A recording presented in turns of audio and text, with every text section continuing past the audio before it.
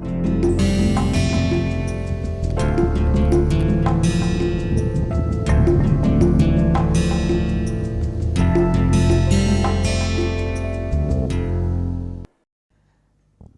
to the 53rd lecture of open course on diffusion in multi-component solids. In the last class, we studied different fast diffusivity paths, or in other words short circuit diffusion paths, and grain boundary is one of them. In today's class, we will see how the diffusion involving grain boundary is modeled.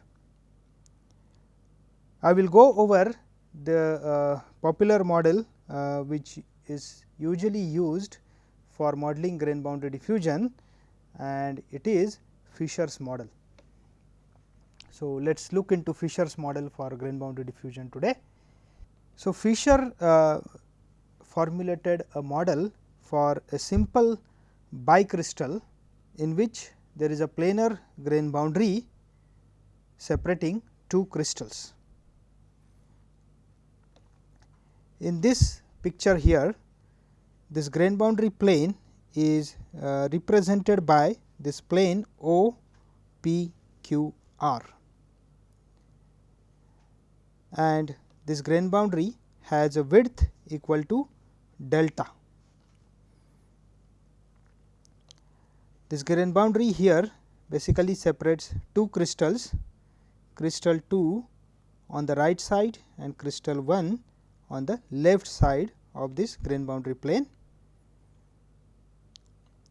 and the solute was initially deposited on a plane which is at y equal to 0. This plane here is denoted by these red dots here. The convention here is that the y direction is parallel to the grain boundary plane OPQR. So, this is plus y direction, and x direction is perpendicular to the grain boundary plane. So, this is our plus x direction and this is minus x direction, and the solute source plane here is perpendicular to the y axis and at y equal to 0. Obviously, the diffusion will initially proceed along the plus y direction, the way this solute source is set up with respect to the grain boundary and with respect to the crystals. The diffusion is obviously faster along the grain boundary. So, there will be a concentration gradient set up along the grain boundary. In this picture here, this concentration profile is represented by this line A B. This is the solid blue line A B here, A B. Once the solute penetrates along the grain boundary, obviously it will lick into the crystal on both sides, and hence after some time a concentration gradient will also be set up along x direction. So, a unidirectional diffusion will soon convert into a two dimensional diffusion problem. Now, we should note here that the diffusion within the lattice is also progressing along y direction from the original solute source here, and since there is a leakage current along x direction, this leakage diffusion current may overlap with the lattice diffusion current along the y direction. Now, we can take a section at any y value and plot a concentration profile. Such concentration profiles at different y values are represented by these red curves here, and this profiles will be symmetrical because we are basically assuming same diffusivities in both the crystals, crystal 1 as well as crystal 2, that is on either side of the grain boundary diffusivity remains the same within the lattice. So, different concentration profiles at different y values are represented here. This one is at y equal to 50 micron, this one is at y equal to 100 micron, y equal to 150 and y equal to 200 microns. So, this is the geometry that we will be considering for studying the grain boundary diffusion. Now, there might occur some solute segregation along the grain boundaries. We know grain boundaries being disordered structures are high energy sites within the crystal, and if solute segregates along the grain boundaries, there will be an overall reduction in Gibbs free energy of the crystal, and hence there will most of the time occur grain boundary segregation. If the grain boundary segregation occurs, then obviously the solute concentration on the grain boundary will be higher than the solute concentration in the lattice at the interface between the grain boundary and the lattice. So, there will be a discontinuity in the concentration profile at the interface between the grain boundary and the crystal, obviously on both sides of the grain boundary. In effect, the concentration profile will be similar to a profile in a multiphase diffusion couple, where there exists a discontinuity in the concentration profile at a planar interface. So, as shown here, Cb is the concentration along the grain boundary, whereas C is the concentration in the lattice. Both the values of C and Cb are taken at the interface between the grain boundary and crystal, particularly crystal 1 here, and we can see this discontinuity, and this has to happen because local equilibrium has to be established between segregation at grain boundary and the phase in the grain. This solute segregation is usually classified in terms of segregation coefficient, which is defined as S is equal to Cb over C, where Cb is the concentration at the interface between grain boundary and lattice in the grain boundary, and C is the lattice concentration at this interface. So, we will now go on and set up the diffusion equation for this grain boundary model. I have shown the same grain boundary model here again. This time I have shown the grain boundary to be little wider, just for the clarity. Again we are considering a bicrystal between crystal 1 and crystal 2, and there is a grain boundary of width delta. So, the width of the grain boundary is delta here, and there is a symmetry across the grain boundary. So, the interface between the grain boundary and crystal 1 lies at x is equal to plus delta by 2, and the interface between crystal 2 and the grain boundary lies at x is equal to minus delta by 2. Now, we will call the concentration of solute at a given position x y and time t within the lattice as C of x y and t, and the concentration in the grain boundary at any position x y and time t will be denoted by Cb at x y and t. In this figure here, the red lines represent concentration profiles at a particular x.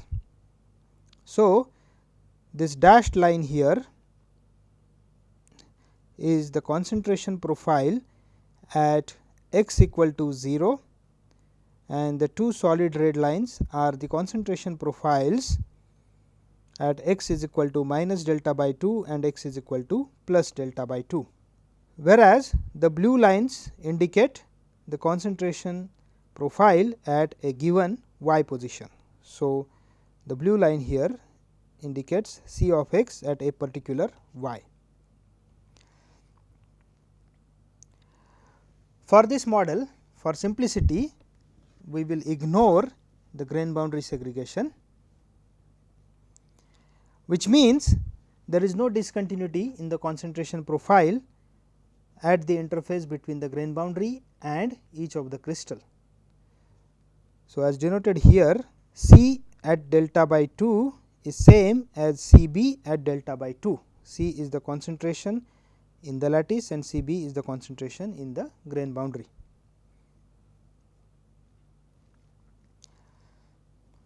And let us suppose a source of solute was introduced on the plane y equal to 0 at t equal to 0.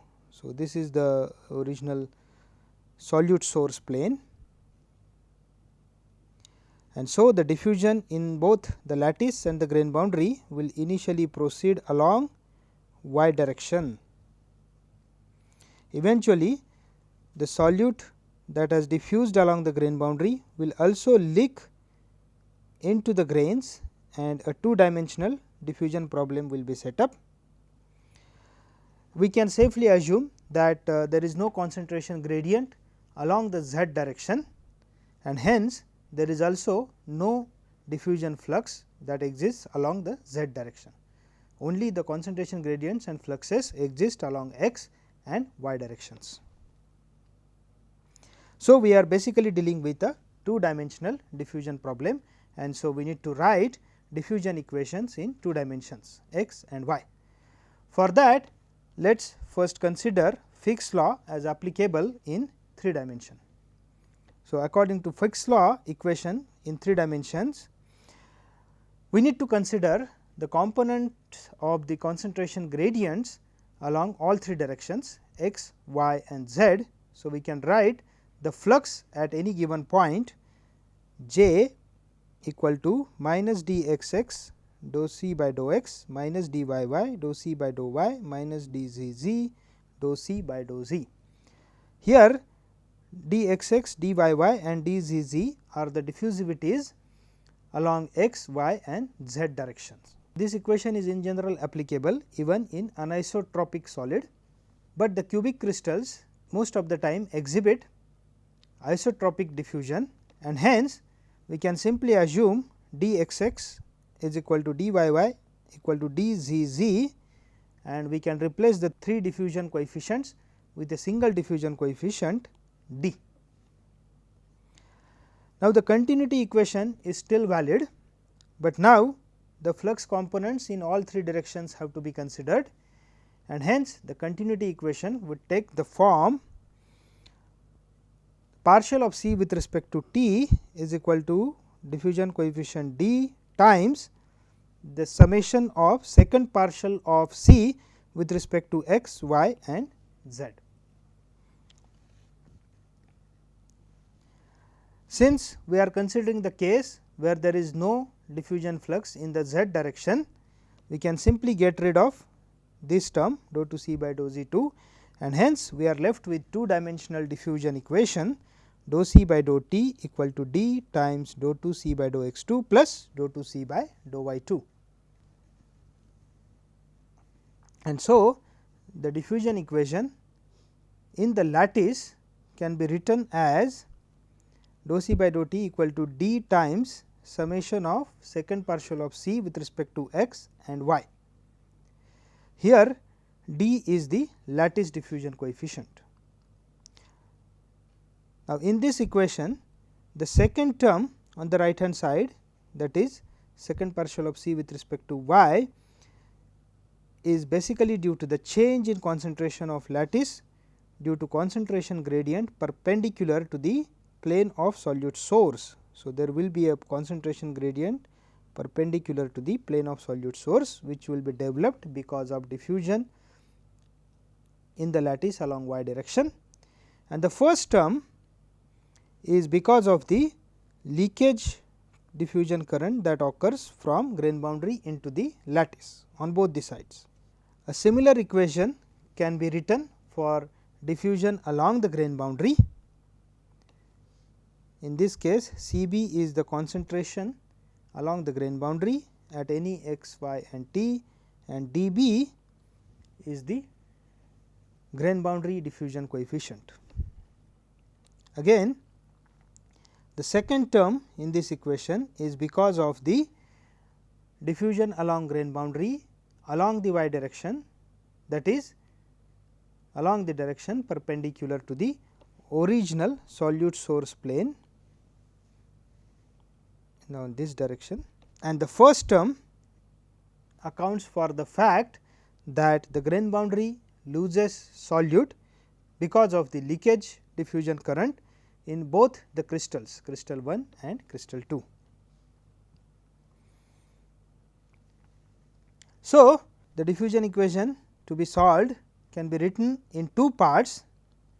The first part applicable for lattice, that is beyond x is equal to plus delta by 2 and x is equal to minus delta by 2, which we can write as dou c by dou t equal to d times dou 2 c by dou x 2 plus dou 2 c by dou y 2 for mod of x greater than delta by 2. The second part is for the grain boundary diffusion, which is restricted between plus delta by 2 and minus delta by 2. So, we can write dou c b by dou t equal to d b times dou 2 c b by dou x 2 plus dou 2 c b by dou y 2 for mod of x less than delta by 2.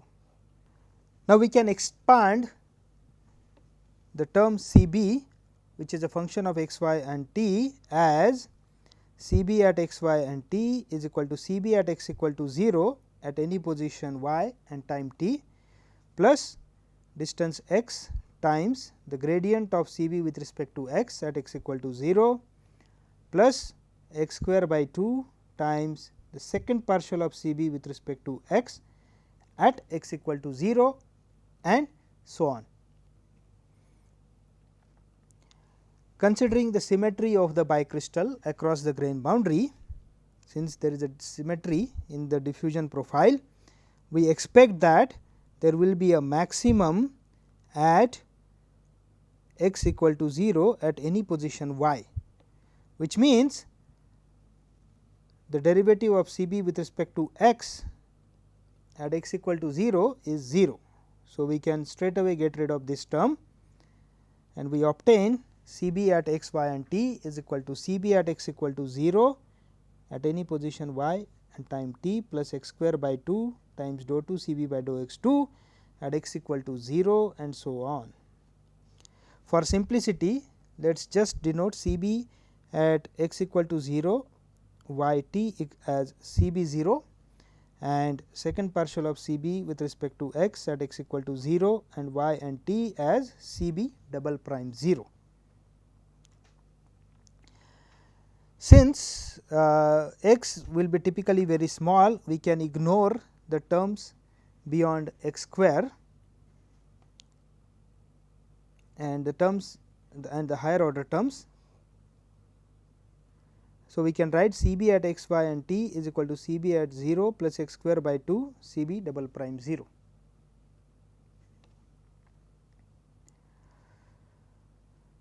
We know since c b 0 refers to the concentration in the grain boundary at x equal to 0 and c b double prime 0 refers to the second partial of c b with respect to x at x equal to 0, both c b 0 and c b double prime 0 at any given y would be independent of x.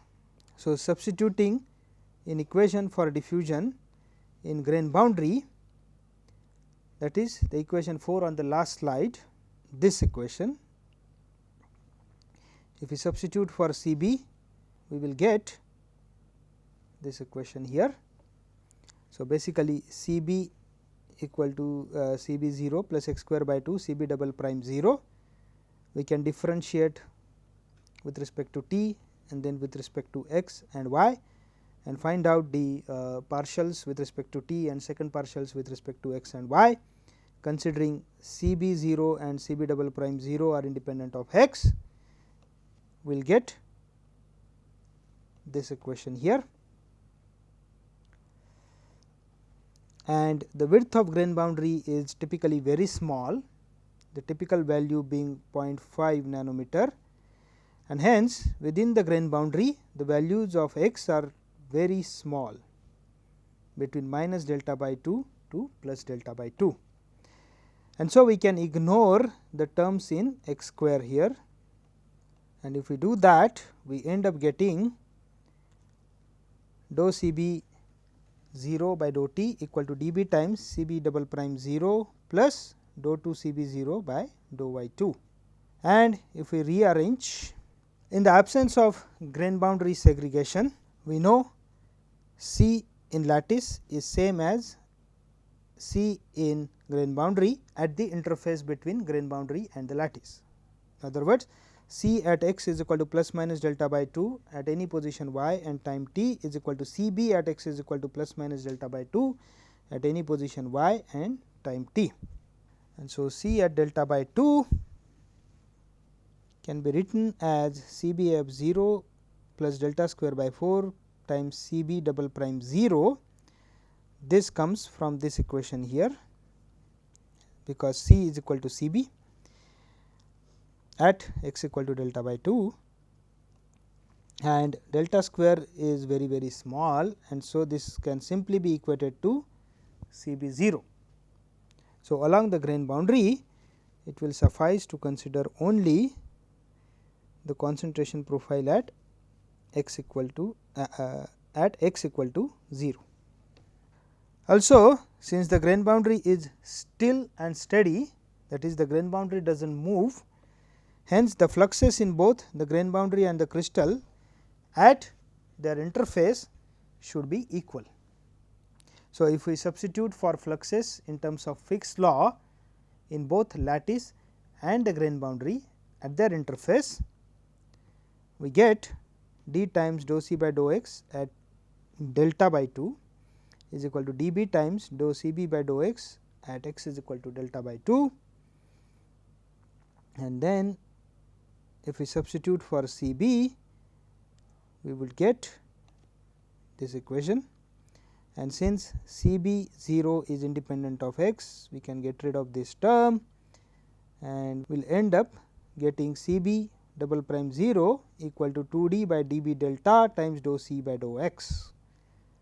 So, we got the equation for concentration along the grain boundary in terms of not only the grain boundary diffusion coefficient, but also the lattice diffusion coefficient and the concentration gradient in x direction in the lattice. So, if we substitute back into the diffusion equation, we get the equation for change in grain boundary concentration with time as this. Again, it involves two terms. The first term is because of the solute transport along the grain boundary, and the second term is because of the loss of solute by leakage into the lattice. So, obviously, the second term is governed by the d, that is the diffusivity in the lattice.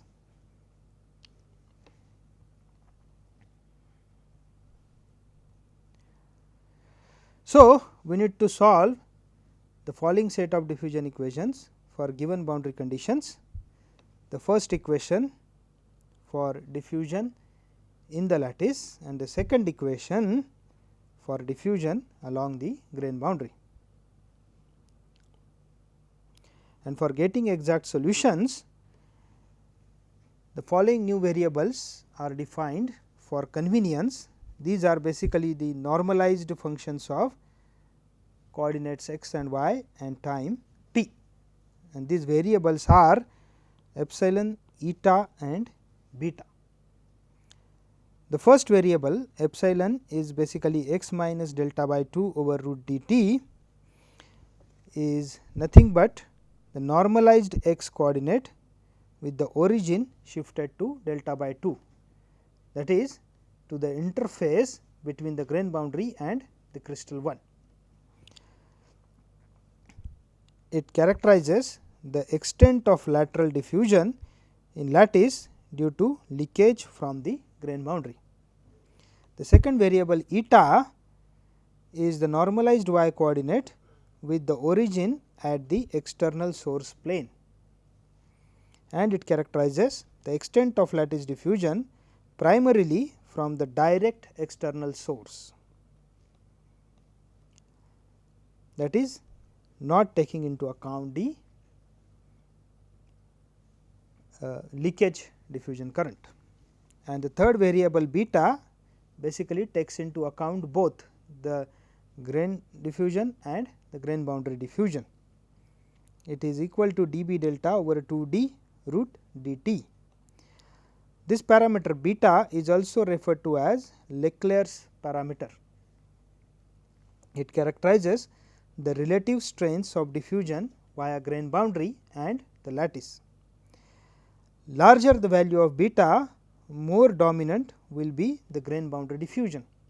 Obviously, if grain boundary diffusivity is high, the value of dB will be higher and hence the value of beta would be higher.